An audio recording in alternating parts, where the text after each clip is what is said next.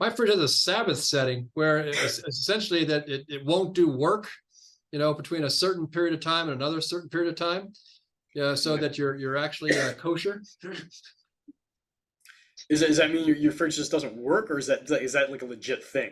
It has something to do with Jewish religious law that I don't know if it actually doesn't work or what, but essentially there's a setting on there that you can actually use to make sure that you're kosher.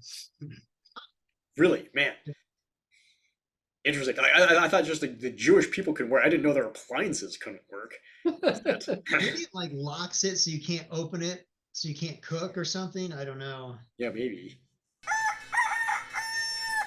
Welcome to episode 97 of Farm to Markets. This is the show where participants only get 5 minutes to state their opinions, and the person with the most time at the end wins, but there are no prizes. Today we are talking about the current bond market route, why millennials are better savers than other generations, owning music rights, eating your way through Europe, and fridge magnets. The 30-year Treasury this past week hit its highest level since 2011, finishing Friday at 4.379%. That was up 1.2% that was up from 1.2% in 2020. Its 10-year counterpart recently traded at its highest rate since 2007. Increases that have lifted mortgage rates past their price to their priciest levels in more than 20 years. What do you think is causing the bond market rout, and what do you think it means for the U.S. stock market? So the article that this question is based on, I think, largely gives the answer away, and it is, to put it very simply, it is interest rates. For those of you out there who are not necessarily familiar, basic theory on bond values goes something like this. If you buy $1,000 Treasury bond that pays 3%, and the next day the Treasury releases another Treasury bond of the same term, let's call it a 10-year, that's going to pay 3.5%, the bond you just bought is now worth less, because if somebody else wants to come in and buy a bond, the issue that you have is if you want to sell them their bond, you have to discount your bond because you're competing with the Treasury paying a higher percentage on a new bond. It works kind of vice versa too. If they come out the next day and sell a bond that pays 2.5% and you've got a bond that pays 3%, well, your bond is more valuable now because it's got a higher rate of interest than what they can otherwise buy from the Treasury. So I think what's going on is, for a while there, we were hearing from the Federal Reserve that they wanted to use interest rate policy to try and short circuit inflation, and then maybe see how the economy was doing, what inflation was looking like, and maybe start bringing rates back down. Well, they've been changing their tune this year from, we'll see, to higher for longer. And I think that's finally really starting to sink into investors' mindsets, where yes, higher for longer means if in 2020, you bought a 30-year Treasury that was paying, I looked it up, in March of 2020, the 30-year Treasury was paying like 0.99%. It's now, around 4.5% to 5%. If you have that 30-year Treasury bond paying 0.99%, you have a worthless bond at this point. Because nobody wants it. Why would they ever buy that from you for full price when they could go out and get 4.8, 4.9% from a 30-year Treasury today? What does it mean for the stock market? Well, I guess it depends on what stocks you're talking about. Those more aggressive growth companies that rely more on borrowing to grow and less on revenue, they're going to continue to probably languish a bit. Because like I said, if it costs more to borrow, it means they can grow less aggressively. Maybe more value-oriented companies that pay a good dividend, that have to keep pace with what the treasuries are paying, those stocks might be more resilient in such an environment.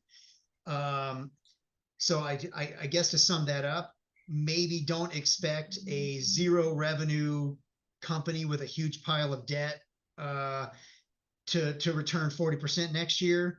If you're looking for better performance, it might be better to look at, a big blue chip company paying an 8% dividend. Why would anybody buy a Treasury paying 4.3% where you got to lock your money up for 30 years, and it's possible you could lose half the value of that on paper if interest rates go up a couple more percent. Right now, the 1-year Treasury is paying closer to 5.5, so 4.3 is really not that attractive.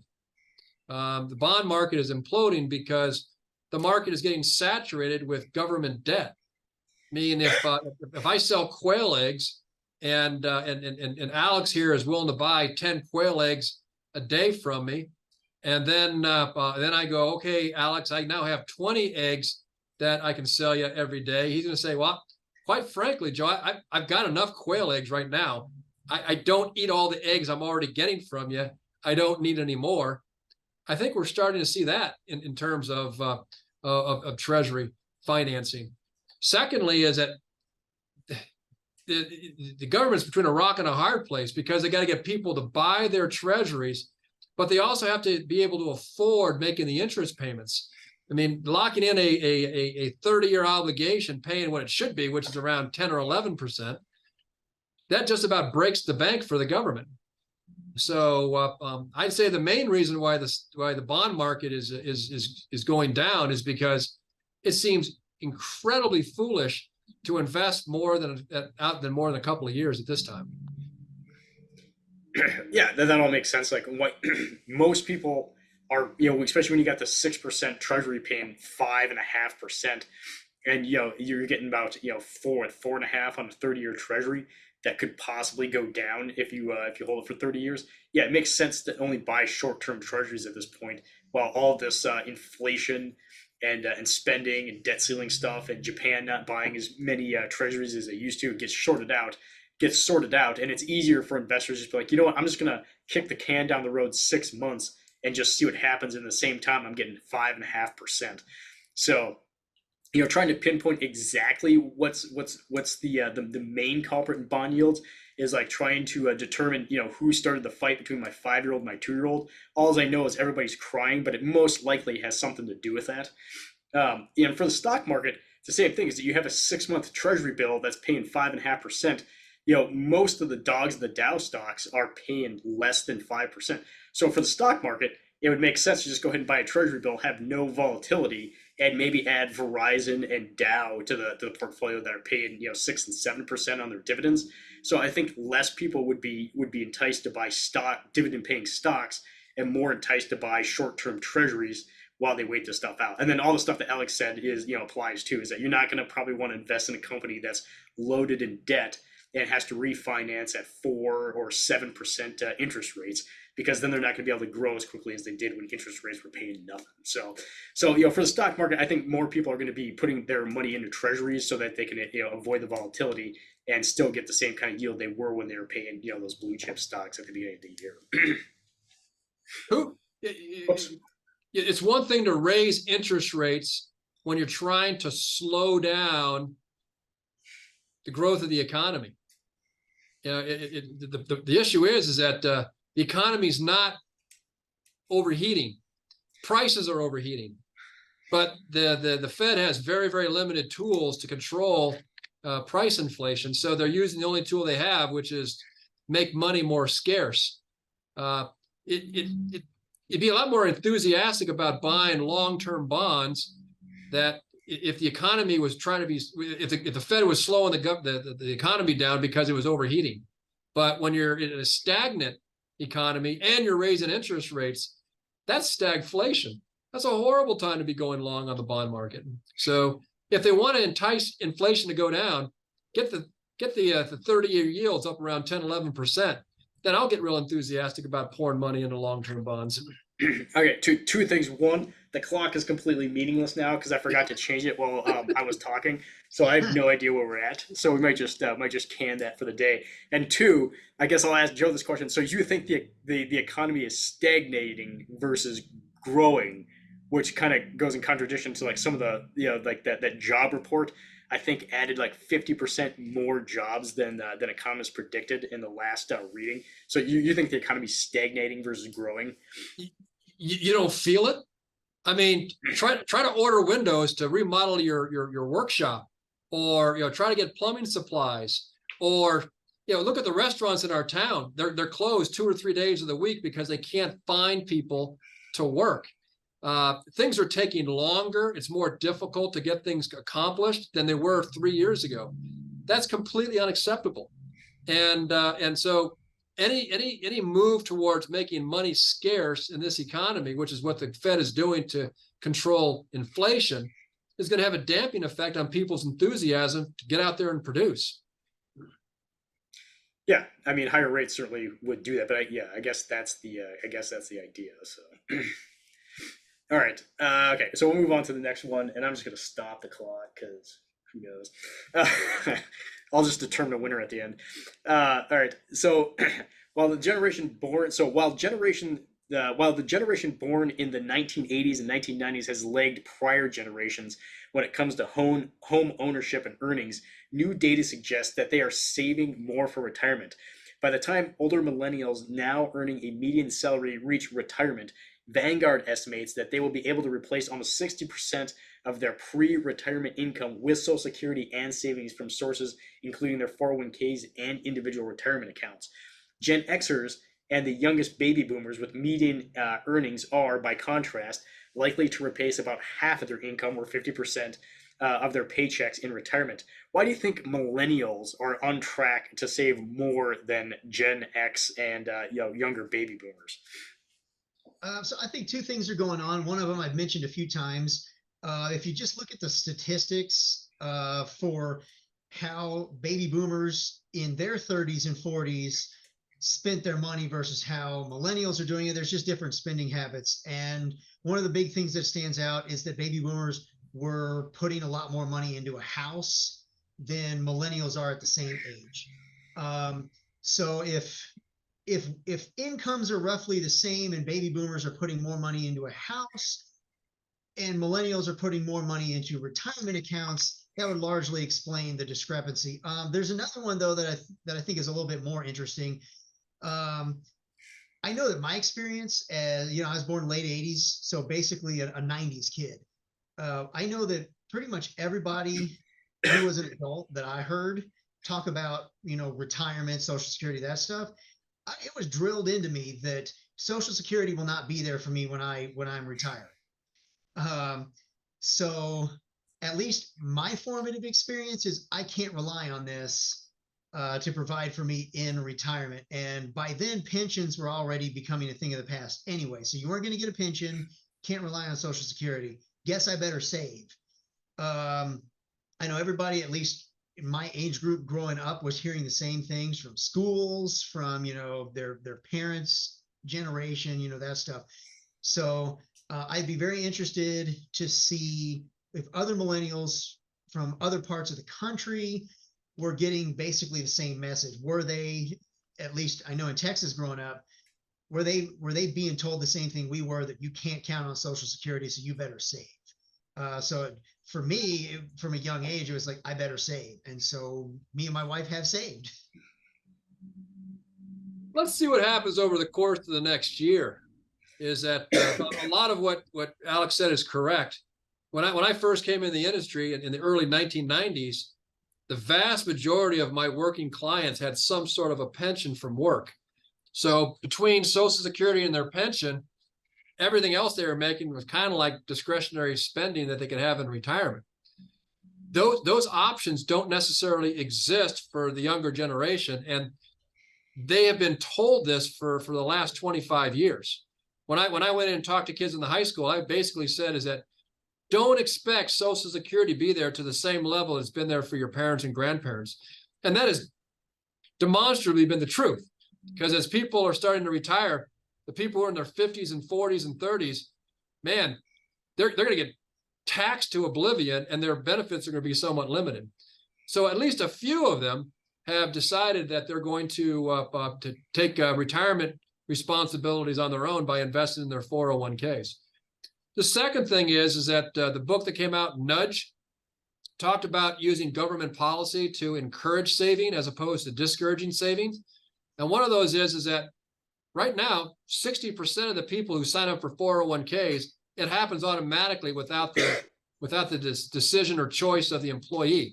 So you have to opt out today, whereas when I came into the industry, you had to opt in to a 401k. So some people are just too lazy to turn it off, But when I say let's watch what happens over the course of the next year, let's see what happens when people jump jobs and then they can cash out their 401k at exactly the same time. They now have to start making student loan payments for the first time in years. So a lot of those 401ks, that's going to be easy money to use to pay back student loans that should have been paid off over the last 3 years. Yeah, no, that's a good point. So probably the biggest reason, if I had to like, assuming that the study is accurate, is I would say also the internet has been a big one. So is that you can get on. There's lots of YouTube videos about investing, saving in your 401k, how to do it, and then the technology has made it easier where you can log on to your 401k, place your trades, see all the stuff that's going on, and have access to like education on it. So I think that makes it a lot easier. And kind of like my parents are talked about saving in their 401k and then actually tell you about how it's doing. So I think my dad was with the railroad for like 30 years and basically just socked a bunch of money away in his 401k and it did all right for him.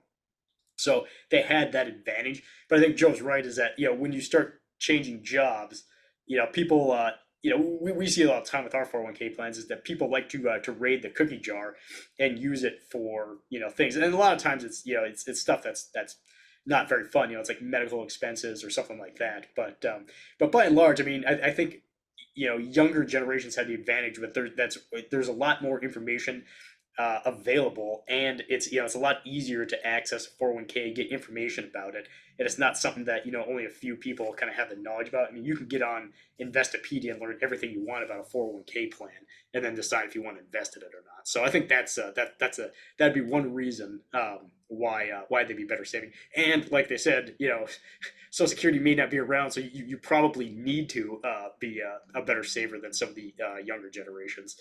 But 60%, up from 50%, I wouldn't say that that's a lot better.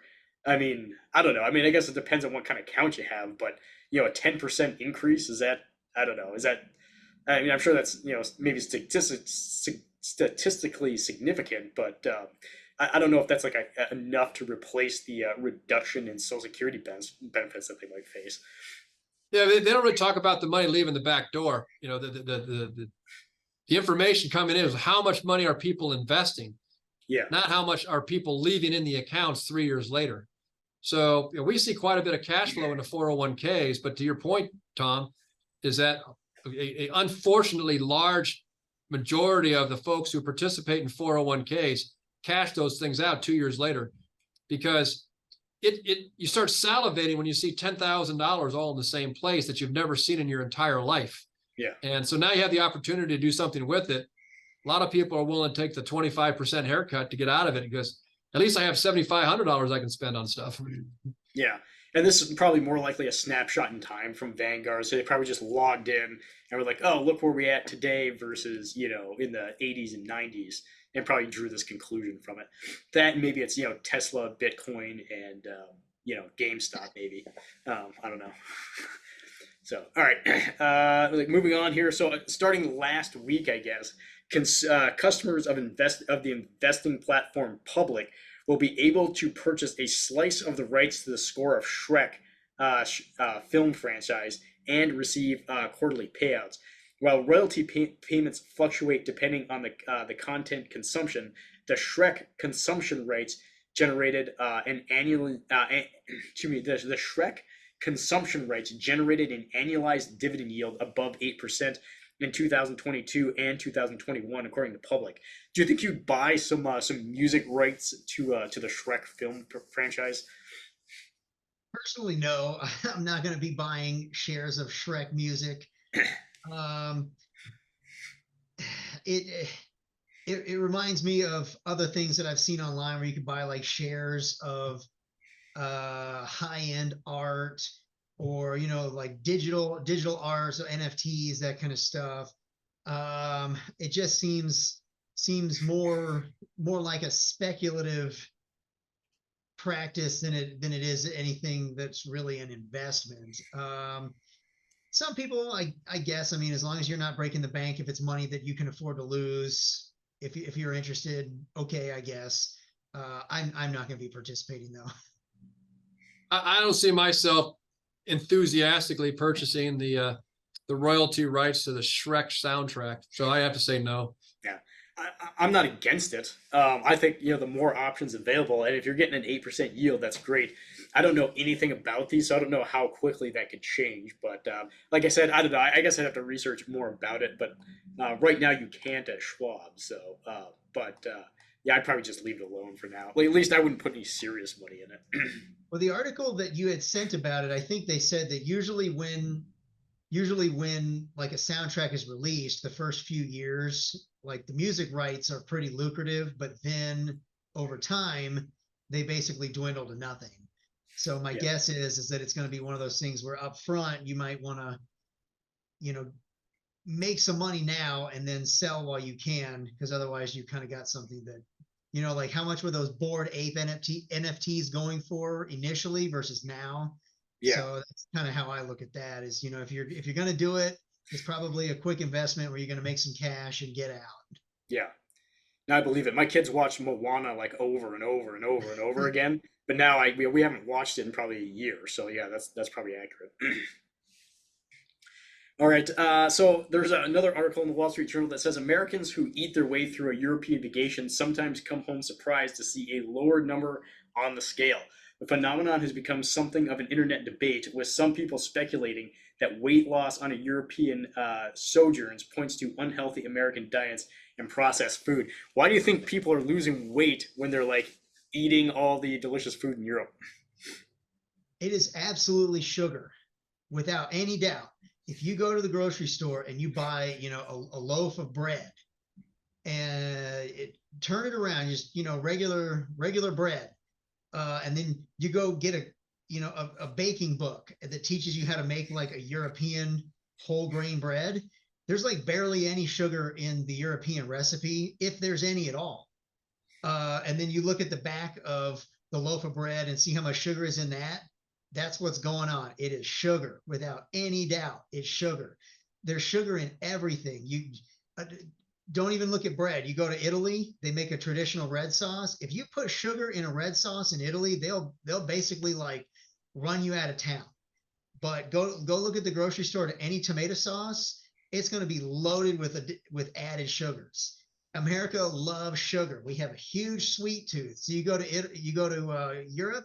There's not sugar in anything unless it's a dessert. So everything we eat is a dessert. I remember this from a while back.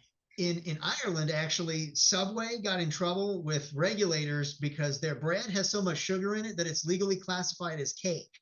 So you're basically eating slices of ham and cheese on cake um, in Ireland. So that should give you an idea of how much sugar goes into like Subway's bread. Same thing with McDonald's buns. It's so loaded with sugar. It's ridiculous. It's absolutely sugar. I was shocked when I was in Europe at just the price of food anywhere. It is extremely expensive. Americans, I know food prices have gone through the roof here in the last couple of years, but they still don't even come close to what they cost in Switzerland or Germany. A small, 10 ounce, was it 300 milliliters of Coke would cost $6, $7, where in the United States it costs you $1.50. So people will cut their consumption of drinking sodas when it costs 5 times as much. The only place I could find food that even came close to the price of American food was at some of the farmers markets, where it really was a free market where you're basically negotiating the price of an apple. But if you went to a grocery store and bought an apple, it might cost you $5 for an apple. So you eat less of them. I took my family of 4 out for dinner one night. It cost me $500. So we're doing the best we possibly can to reduce the amount of money we're spending just on food. I think the exorbitant cost of food in Europe, including the value-added taxes that you have to pay in some of these places, is also a reason people are coming back weighing less than they were when they showed up. Yeah, I don't know. I've never been to Europe. Everybody says like a tomato over there is way better than it is in the U.S. So yeah, I don't know. Maybe the food is better. I would say Alex is probably all right. It's that there is a ton of like you can't get away from eating sugar. If you're like I want to go on a no sugar diet, you're basically making your own stuff because it's hard to get away from it. I'd also say though, when you're on vacation, kind of like the article alluded to, there is probably a lot of walking, and that probably attributes a lot to it as well. So I Agreed. just thought it was kind of a funny article that they put in the Wall Street Journal. Let me All take right. a quick break because I have to restart Nori's show or Alma's show to Oh keep her yeah. occupied. It'll just take 10 seconds. Okay. You can ask the question and I'll just answer it first. Okay. So, all right. So according to the Wall Street Journal, fridge magnets have decided that magnets are lowbrow and have stopped making fridges with ferromagnetic surfaces, which are the surfaces that allow you to attach a magnet to. What are your feelings about not being able to put a magnet on a fridge? I mean, do you think they're lowbrow? It must have been a slow day for the Wall Street Journal to come up with that particular, article. Quite frankly, I can't think of one day in my life where I thought about whether or not I'd have the freedom of putting a fridge magnet on my fridge and that going away. It doesn't affect me one way or the other. Yeah, I mean, I understand it would be a little shocking, if you put especially if you have kids, try and put a magnet on it and it just drops off. I could see how that might be frustrating to parents. But yeah, I mean, I guess of all the problems in life, you can probably get around not having fridge magnets because I don't know. What will probably end up happening, Tom, is that some enterprising young entrepreneur is going to come up with a way that you can put, I don't know, it's got like sticky tape on the back of a chalkboard or an eraser board or a magnet board that you actually stick on your refrigerator so you can do the same thing.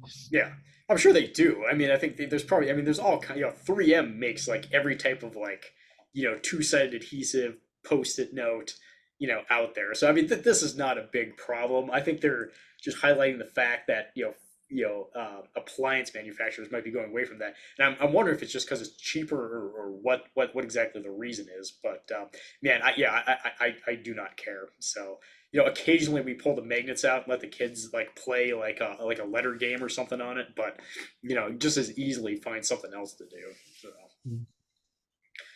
But yeah, I don't know. And the other thing is that I prefer the clean aesthetic versus like having like a fridge covered in magnets. I don't know. So I'm not saying it's lowbrow, but I just like the clean lines of just a bare fridge, I guess. Wait, Alex, what do you think? Magnets. So fridge manufacturers, they're not making a fridge anymore, so you can attach a magnet to it. How do you feel about that? Yeah, so I think it's kind of dumb.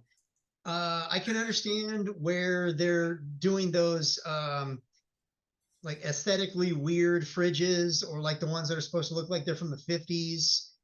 I guess if you're doing something like that, I can understand. But it seems to me more like they're trying to make room for things I don't need, like touch panels and all this other stuff. I don't need a tablet built into my refrigerator. I don't think I've met anybody, not that I've met that many people with tablets in their refrigerator doors, but I don't think anybody cares when they have them. Just seems like an odd choice to me. Yeah, our compressor in our fridge gave up the ghost the other day, and we went fridge shopping, and a lot of those fridges, will tell you like what you're out of. So they have some way of like scanning the fridge and being like, hey, you're out of jelly. You better get some when you're at like Safeway or something like that. They're pretty fancy, but Mhm. I mean, I'm not willing to pay like $2,500 for a fridge that can tell me Right. that.